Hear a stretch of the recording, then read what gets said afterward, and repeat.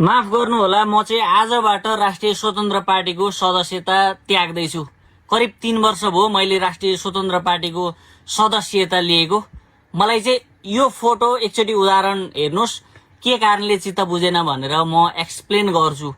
सागर लम्साल बलेलाई आरोप लागेको 24 घण्टा भित्रमा समातेर करिब 9 दिन हिरासतमा राखेर दुःख दिएर चाहिँ अभद्र व्यवहारको मुद्दा चलाएर उसलाई लास्टमा छोडियो। एउटा मान्छेको जिन्दगीमा नराम्रो गलत ट्याग लागिसक्यो नि। अनि मोरङ क्षेत्र नम्बर 2 का सांसद कृष्ण कुमार कार्की, जसको प्रमाण अहिले सामाजिक सञ्जालमा छताछुल्ल हुँदाखेरि पनि हैन मलाई थाहा छैन, म जान्दिन भन्ने किसिमका कुराहरू गरेर हैन अहिले हिँडिरहेका छन् भने पछाडि एटलिस्ट राष्ट्रिय स्वतन्त्र पार्टीले एउटा विज्ञप्ति, एउटा पेपर, एउटा चिरकटोसम्म निकाल्न सकेको छैन। किन?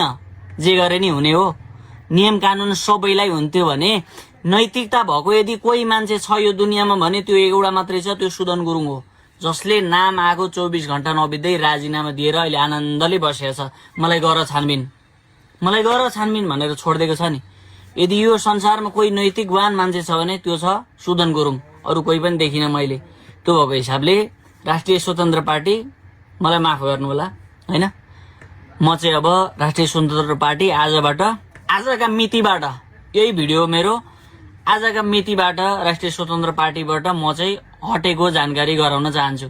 किनकि हामीलाई नियम कानुन भनेको सबैलाई बराबरी हुनुपर्छ भन्ने माग हो। भोलिको दिनमा पनि हामी खबरदारी गर्छौं, खबरदारीको भिडियोहरू बनाउँछौं। तर आजको मितिबाट म राष्ट्रिय स्वतन्त्र पार्टीबाट बाहिरिएको जानकारी गराउँदैछु है त। हस् त, धन्यवाद।